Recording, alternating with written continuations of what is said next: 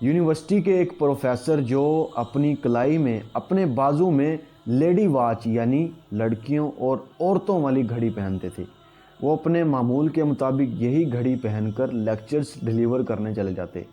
اسی طرح وہ جس کلاس میں بھی لیکچر دینے جاتے وہاں موجود تمام طالب علم ان کی گھڑی دیکھتے اور ہنستے، ان کا مذاق اڑاتے۔ اس طرح وقت گزرتا گیا۔ ایک عرصہ بعد اسی یونیورسٹی کے جو وائس چانسلر تھے، وی سی، انہوں نے یہ پروفیسر کے بارے میں وہ انکشاف کیا۔ ان کی جو گھڑی پہننے کی عادت تھی وہ یہ کہ وہ اپنی فوت شدہ بیوی کی یاد میں پہنا کرتے تھے، اور انہوں نے اپنی ساری زندگی اسی یاد میں گزار دی۔ پھر وائس چانسلر کی یہ بات سننے کے بعد وہاں موجود تمام سٹوڈنٹس، طالب علم اپنی اس حرکت پر شرمندگی محسوس کرنے لگے۔ اسی طرح ایک ہاسپٹل کے کوریڈور میں ایک نوجوان لڑکی جس کے ہاتھ میں چند فائلز تھی، وہ تیزی سے گزر رہی تھی کہ اس کی اچانک سے کسی دوسرے کے ساتھ ٹکر ہو گئی، اور اس کے ہاتھ میں جتنی بھی فائلز تھی وہ ٹکر سے زمین پر گر گئی۔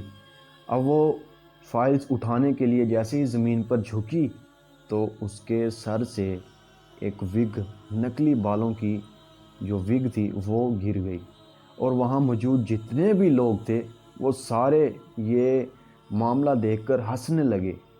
پھر اچانک سے ایک اور لڑکی آئی وہاں اور اس کی مدد کے لیے اور فائلز وغیرہ اٹھانے لگی، تو جس لڑکی کی وگ اور فائلز گری تھی وہ دوسری لڑکی کے کندھے پر سر رکھ کر رونے لگی اور کہنے لگی کہ میں کینسر کی مریض ہوں، اور اس کینسر نے میرے جسم پر جتنے بھی بال تھے وہ سارے چھین لیے مجھ سے، اور میں ان کو چھپانے کے لیے اس نکلی وگ کا، آرٹیفیشل بالوں کا استعمال کرتی ہوں تاکہ میں معاشرے میں پہلی جیسے ہی نظر آؤں۔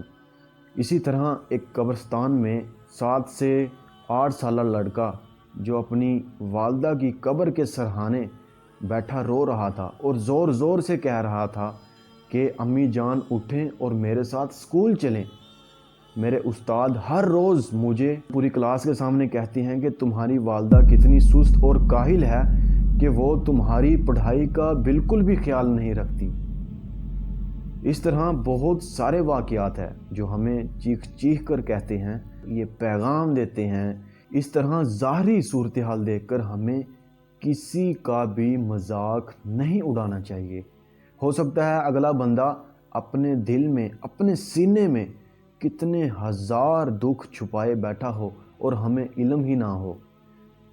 بولنے، سوچنے اور ریاکشن دینے سے پہلے اگلے بندے کی فیلنگز کا خاص اور لازمی خیال رکھنا چاہیے، کیونکہ بعض باتیں اگلے بندے کو قتل بھی کر دیتی ہیں۔ بدگمانی بہت سے معاملات کو خراب کر دیتی ہے۔ میں عربی کے ایک مشہور مقولے کے ساتھ اپنی ویڈیو کا اختتام کرتا ہوں کہ زبان سے نکلنے والے الفاظ دو دھاری تلوار کی طرح ہوتے ہیں۔